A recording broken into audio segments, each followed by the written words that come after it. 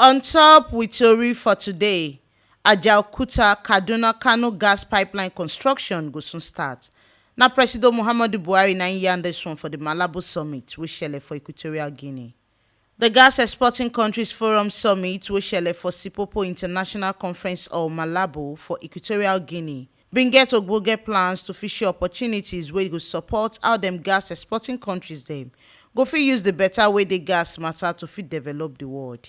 Dem do this summit to fit see how dem go fit increase energy matter and tanda natural gas wealth for the world energy matter and energy security. Presido Buhari, when they follow dem talk for the summit, e tok say with energy supply for the world wey don comot for hydrocarbon and waka enter renewable than na the one wey dem fit produce again, e tok say the summit na ogbonge one. Here in Africa, we have nearly 600 million people without access to modern energy. As responsible leaders, it is our duty to achieve this balance between our energy deficit and environmental preservation needs by developing and deploying new technologies. President Buhari talks say natural gas get better level unto say e boku and e easy to get. E can't challenge other gas exporting countries dem, say make them no dull for this opportunity, as e go better make them put better resources for ground to fit standard transborder and transregional energy infrastructure.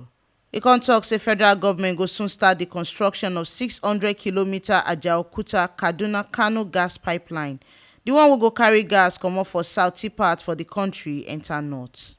We in Nigeria have led the way by the construction of the West African gas pipeline, which runs through 4 West African countries. Very soon, we will also commence constructing the 600-kilometer Ajaokuta to Kaduna Kano gas pipeline, which will move gas from the southern regions of our country to the north. We are also studying the viability of extending this pipeline to North Africa. Record don show say Naija na im be the location where better natural gas reserve dey for Africa, as e be say Naija get 202 trillion cubic feet, and na Naija na im be the number 9 country for the world wey get this ogbonge gas reserve.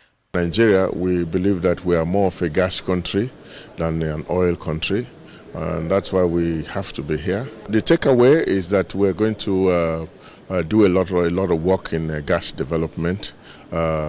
We've done quite well in oil development, but we are still at the beginning stage of developing our gas. Even in terms of gas penetration, we are not one of the highest in Africa. So the takeaway is that we are going to do a lot more in gas in the near future. For many years, we've been flaring gas. So a number of these gas-producing countries, have come together and trying to put in place strategies to get more value for gas and for it to become the mainstay really of our economy. And a lot of these gas-producing countries believe that working together, they can also try and push the price up, make it more valuable, and of course it's environmentally more friendly. The better name wey dem give this summit na natural gas energy for sustainable development. That na how dem go use natural gas matter take see say better deve enter the world. Na here we see the informate reach on top with tori for today, as Naija Presido Buhari don yarn am for the gas summit, the one wey shele for Equatorial Guinea, say Ajaokuta Kaduna Kano gas pipeline construction e go soon shele for Naija, as this one go help tanda better gas matter for the country. Make una come sabi say na T Live Media na im dey yarn una this ogbonge informate on top with tori for today. And to continue to get this ogbonge and sharp informate, make una no forget to like, comment and subscribe for our YouTube channel for T Live Media TV. Now, fit follow us waka enter Facebook, Instagram and Twitter for T Live Media, and our website sidon gidigba pod for www.tlivemedia.com.